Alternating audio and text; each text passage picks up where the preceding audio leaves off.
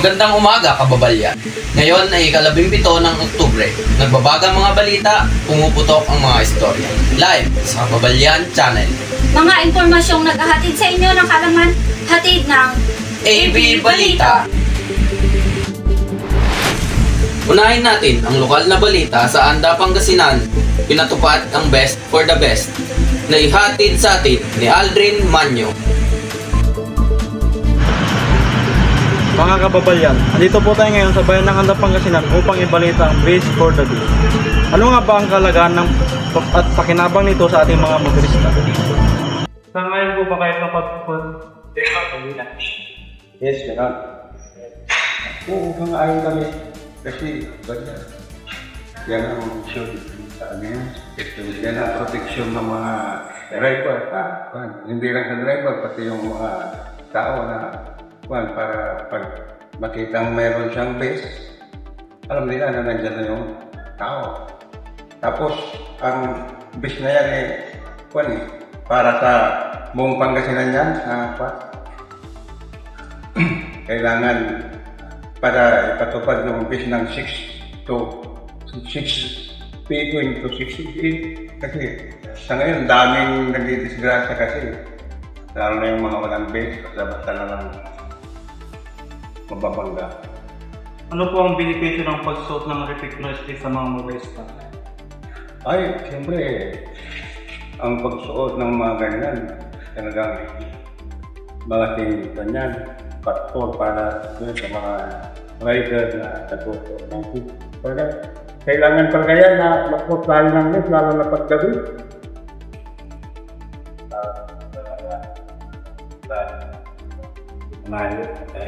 Bakit po kailangan nating magsuot ng o gumamit na lang ng reflector stick? O kasi kung hindi na gagamit yan, yan ang patakaran dito sa buong Pangasinan.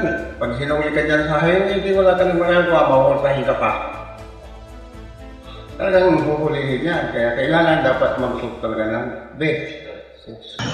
Aldrin Manyo, nag-uulat para sa AB Balita. Isang daanan sa Anda, Pangasinan ang tinutukan ng aksyon ng pamahalaan. Ito ay hatid sa inyo ni Ardot Araza.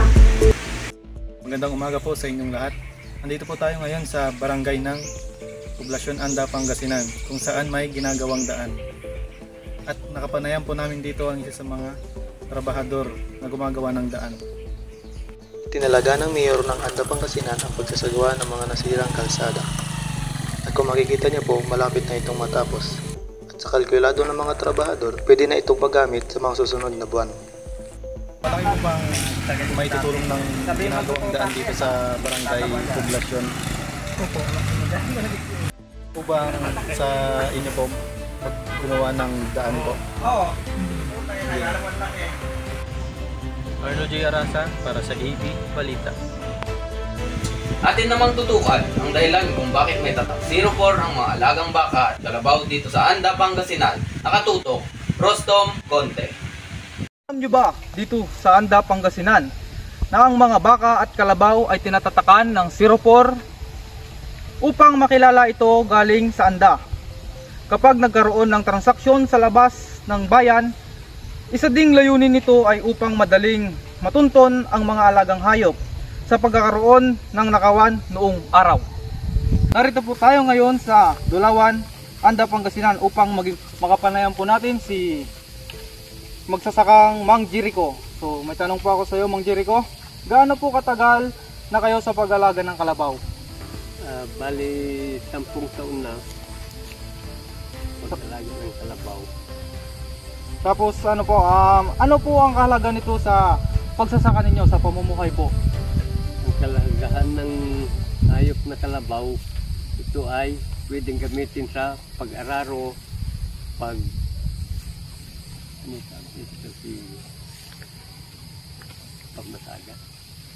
Sa paghila po ba ng mga kariton, ganun po? Hila ng kariton. Tawag po dito sa atin ay yung garusa. So garusa. yun po ba, Opo. Mang Jericho? Sure. So gaano po ang kahalaga nito sa yung tatak po ng kalabaw nyo? Sa sinisimbolo po nito sa ating lugar sa Anda, Pangasinan po. ang kahalagahan ng tatak ng 04 dito sa Anda, Pangasinan. Kapag nakalawala ang kalabaw, madali mo siyang makilala, matuntun sa ibang barangay. Ay, Yan lang po. sige po, yan lang po. Maraming salamat po, Mang Jericho.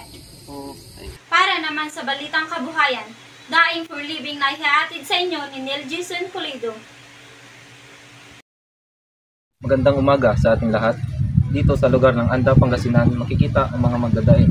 Ang daing ay isang tradisyonal na pagkain ng mga Pilipino kung saan ito ay binababad sa asin at pinapatuyo ito sa araw. Bakit nga ba popular ang daing sa Pilipino? Kasi yan yung unang panahon, yan yung ginagawang ref ng mga isda para ma-preserba, para ma-imbak, para makakain nila ng isang linggo o isang buwan. Yan. Ano ang mga benepisyo ng daing? Ang patibay ng katawan. Saka pang ano na rin siguro sa mga buto. Yun ba siguro?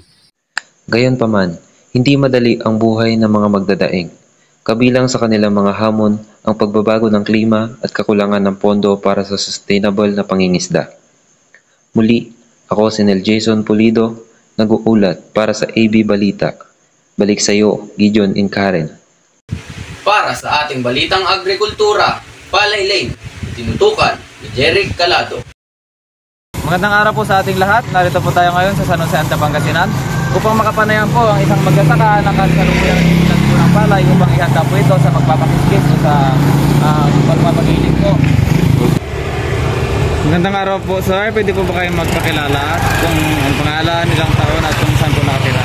Alfred Castillo po, taga San Jose.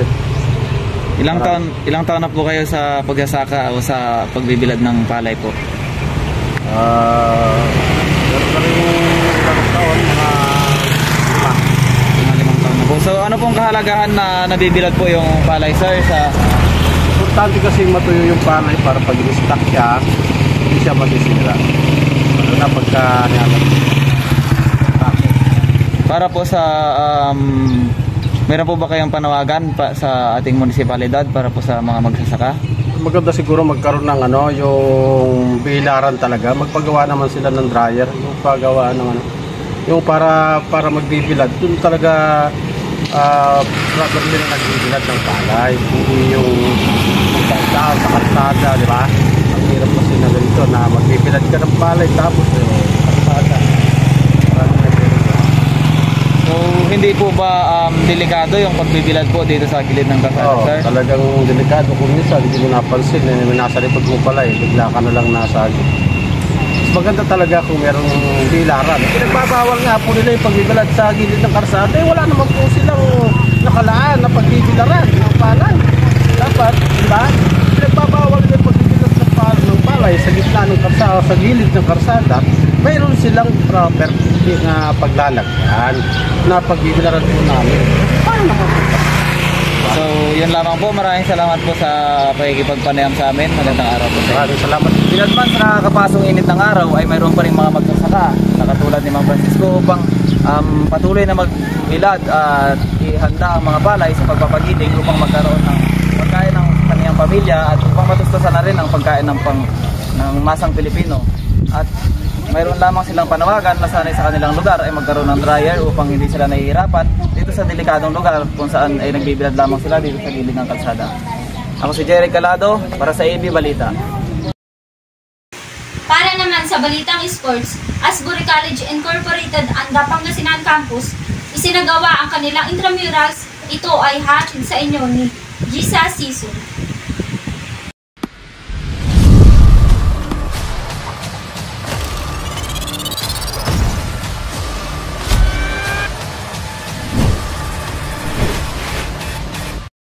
Ang intramurals ay karaniwang tumatagal ng 1 linggo, kung saan ang mga estudyante mula sa iba't ibang taon at kurso ay nagkakaroon ng pagkakataong makipagtagisan sa iba't ibang laro tulad ng basketball, volleyball at athletics. Ang kahalagahan ng intramurals ay hindi lamang nakasalalay sa pagkapanalo o pagkatalo. Isa itong pagkakataon upang ang mga estudyante ay matuto ng mahalagang aral sa buhay, tulad ng pagtutulungan, disiplina at pagpapahalaga sa kalusugan. Mga aktibidad na ito ay nag-uugnay sa mga estudyante, nagtataguyod ng mas malalim na ugnayan, at nagbibigay ng mga alaala na kanilang dadalhin hanggang sa kanilang pagtanda. Mula dito sa Asbury College Incorporated, Anda Pangasinan Campus, ako si Jessa Season para sa AB Balita. Para naman sa ating ulat panahon, ating pakinggan si Kuya Rilem.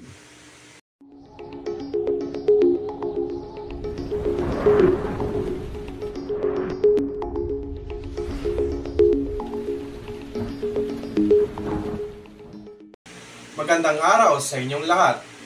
Narito po ang ating ulat panahon para sa araw na ito. Mga kababayan, dito sa Anda Pangasinan, magiging maaraw at maaliwalas ang kalangitan na magdadala ng nasa 38 na degree na alinsangan. Mangyaring magdala ng pananggalang sa init ng araw. Sama-sama po tayong maging handa at laging tumutok sa mga update kaugnay ng lagay ng panahon. Yan po ang ating ulat panahon para sa araw na ito. Muli, ako si Kuya Relim na nagsasabing, ano man ang weather, let's get ready together.